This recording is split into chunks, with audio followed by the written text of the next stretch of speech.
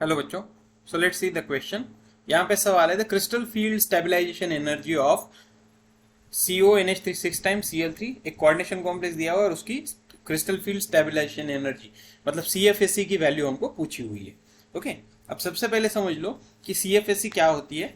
CFSE में जब भी हमारे पास कोई कॉम्प्लेक्स होता है और उसके अंदर अगर डी ब्लॉक एलिमेंट प्रेजेंट होता है तो हम उसका उसकी CFSE कैलकुलेट कर सकते हैं। ओके, तो यहाँ पे जो दिया हुआ कॉम्प्लेक्स है वो है cobalt NH3 6 times Cl3। Okay, तो एक Cl पे एक माइनस होता है, मतलब यहाँ पे 3 माइनस है, मतलब इस पूरे कोऑर्डिनेशन स्फीयर पे 3 प्लस आ गए, मतलब यहाँ पे कोबाल्ट जो है वो +3 के फॉर्म में।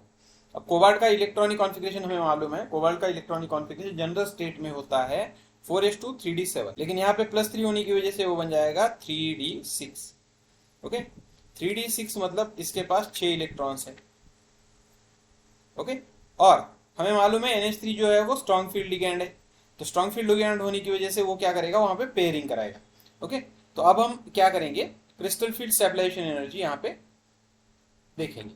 अब इसका स्प्लिटिंग होती है, ये जो 6 इलेक्ट्रॉन्स है इनकी स्प्लिटिंग होती है दो ऑर्बिटल, दो एनर्जी लेवल्स में।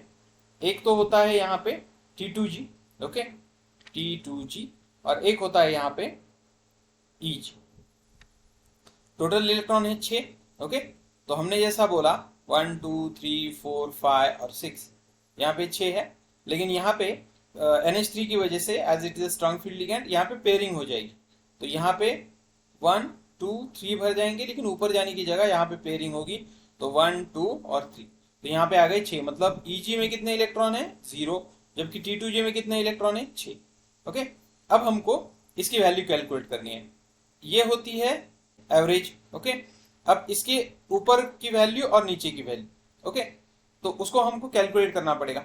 ऊपर के जितने भी इलेक्ट्रॉन है उसको हम 0.6 डेल नॉट से मल्टीप्लाई करते हैं, जबकि नीचे वालों को -0.4 डेल नॉट से करते हैं। माइनस क्यों? क्योंकि वैल्यू एनर्जी कम हो गई, ओके, एवरेज लेवल से कम हो रही। तो CFSE का फार्मूला है CFSE is equal to number of electrons in EG level, okay, into 0.6 minus number of electron in T2G level into 0.4।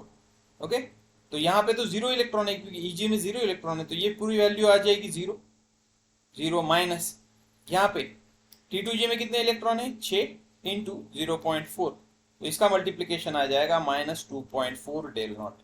तो ये हमको दिया हुआ है ऑप्शन में यहाँ। So this is the correct option. So I hope you understood it well.